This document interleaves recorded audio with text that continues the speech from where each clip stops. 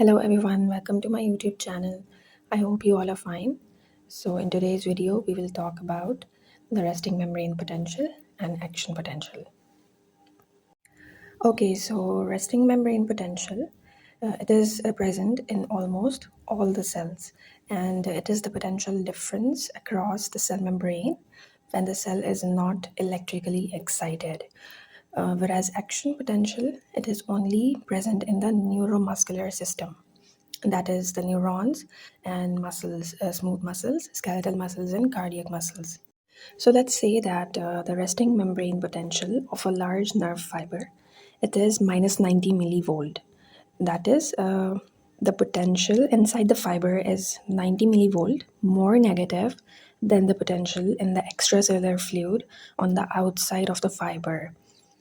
So in order to understand it, remember we talked about the sodium potassium pump.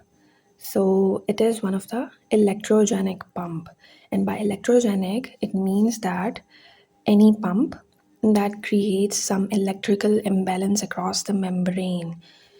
So how is the sodium potassium pump an electrogenic pump?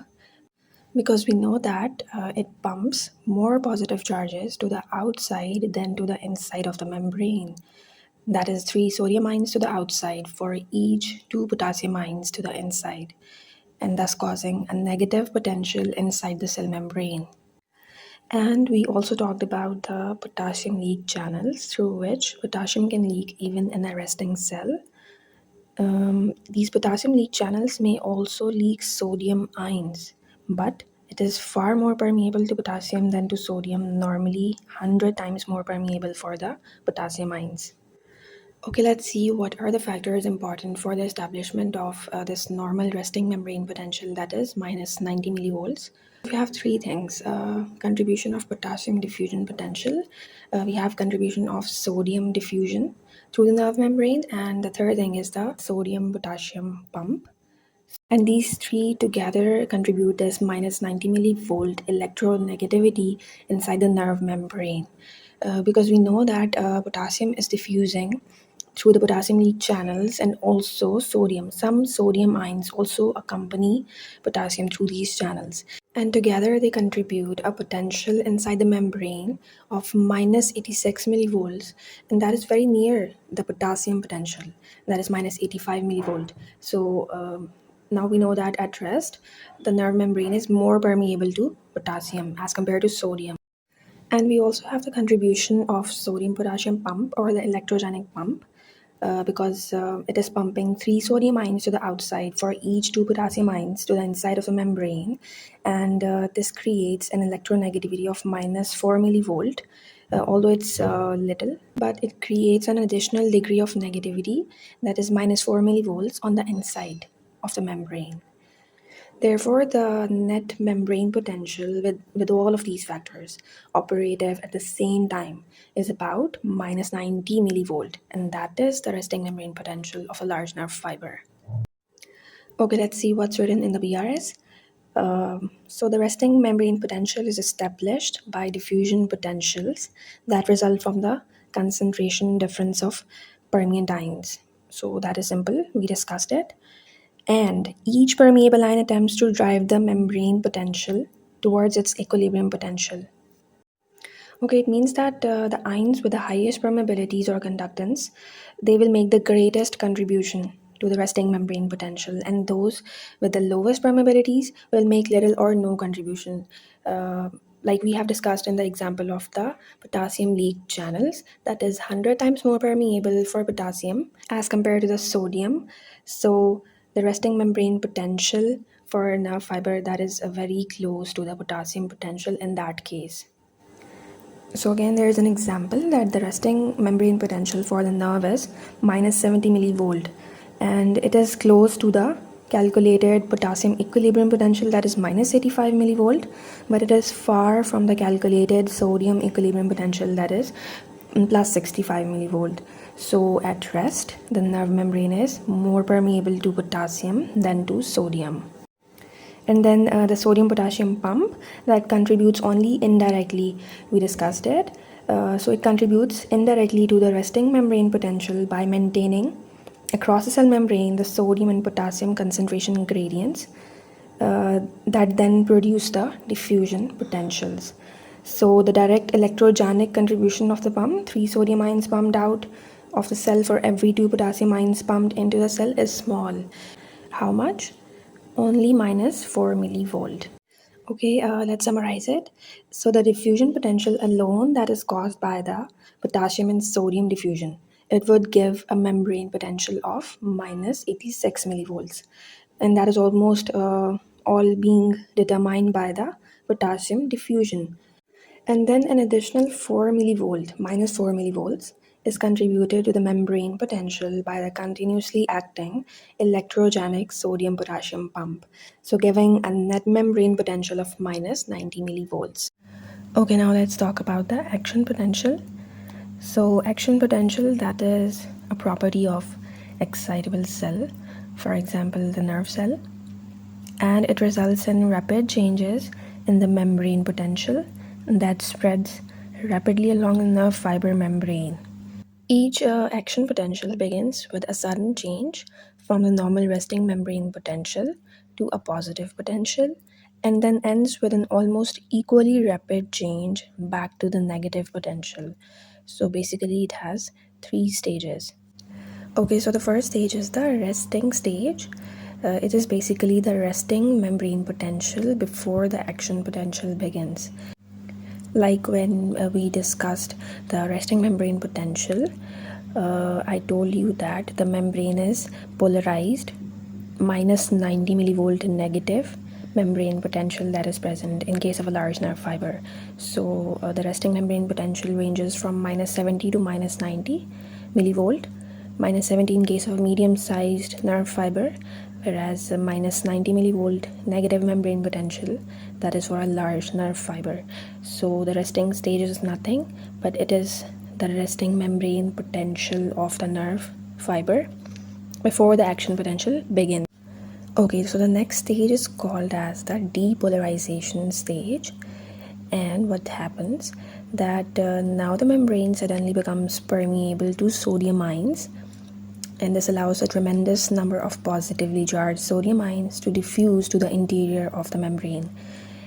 The normal polarized state, that is the resting membrane potential of minus 90 millivolt, is immediately neutralized by the inflowing positively charged sodium ions, with the potential rising rapidly in the positive direction.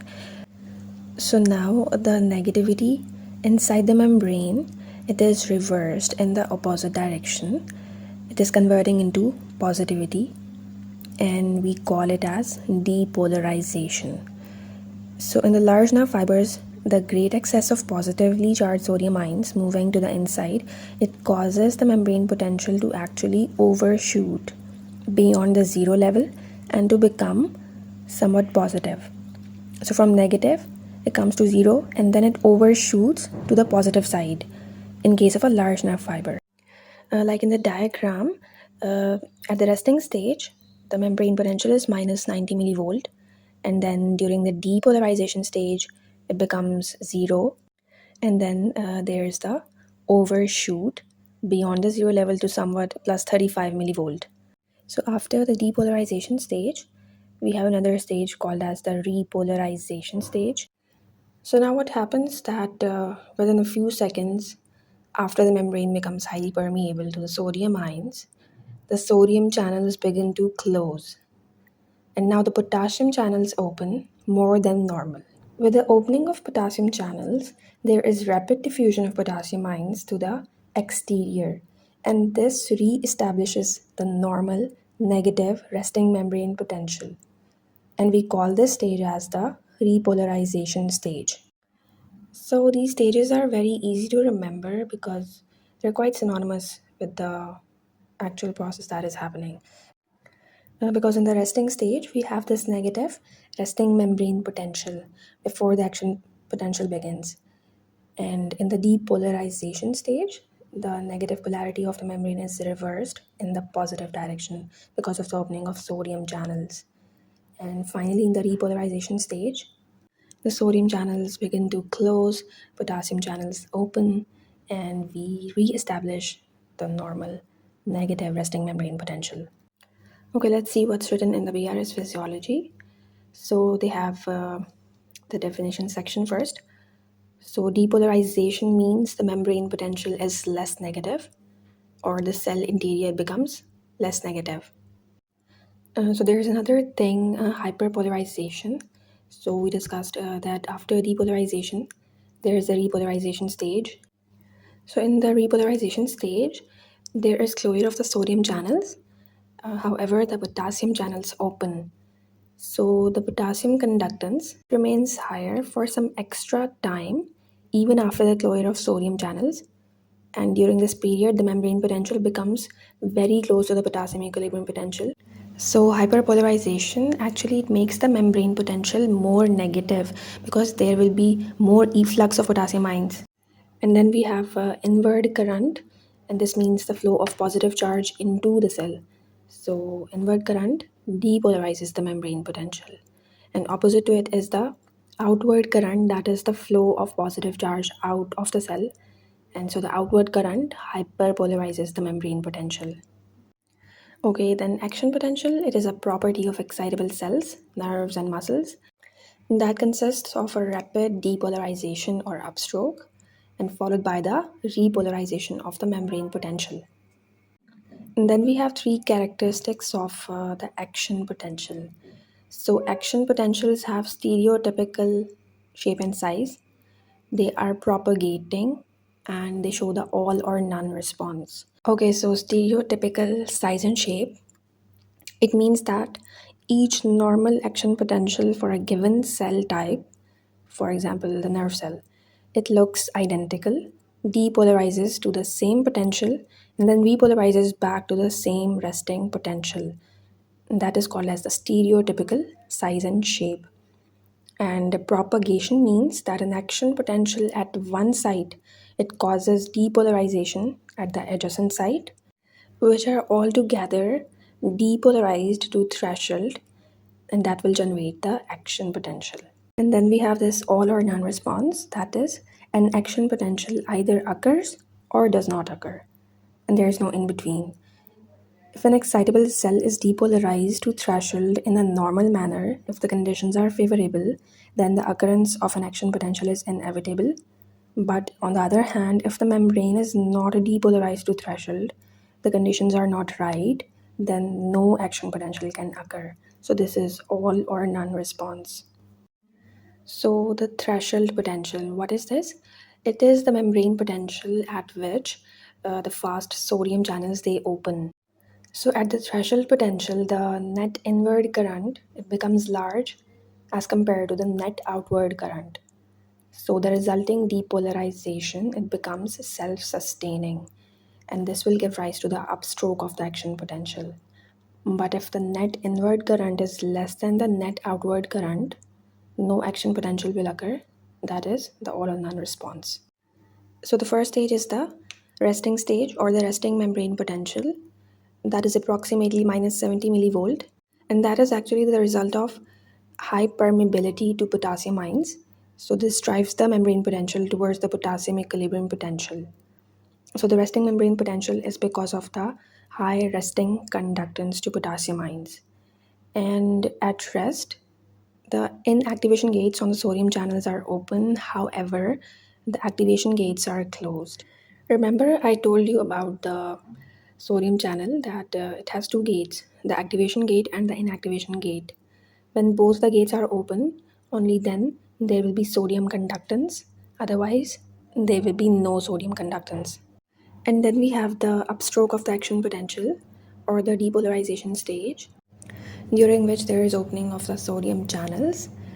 So the inward current depolarizes the membrane potential to threshold. Depolarization causes rapid opening of the activation gates of the sodium channels. Now, both the activation and inactivation gates are open and the sodium conductance of the membrane it increases suddenly. So the sodium conductance becomes higher than the potassium conductance, and now the membrane potential is driven towards the equilibrium potential of sodium, that is plus 65 millivolt. Thus, the rapid depolarization during the upstroke is caused by the inward sodium current. And I talked about this overshoot. That is a brief portion of the peak of the action potential when the membrane potential is positive. So from the negative resting membrane potential, it comes to 0 and then it overshoots to the positive side. Okay, and the last stage is the repolarization stage. At the end of depolarization, there is closure of the inactivation gates of the sodium channels. In the depolarization stage, we know that the sodium channel, it is opened because both the gates are open. But at the end of the depolarization, the inactivation gates of sodium channels, they begin to close. So we can say that the depolarization, it closes the inactivation gates of the sodium channels, but more slowly than it opens the activation gates. Closure of the inactivation gates result in the closure of the sodium channels, and the sodium conductance, it returns towards 0. Another thing that happens is the opening of the potassium channels, which increases the potassium conductance.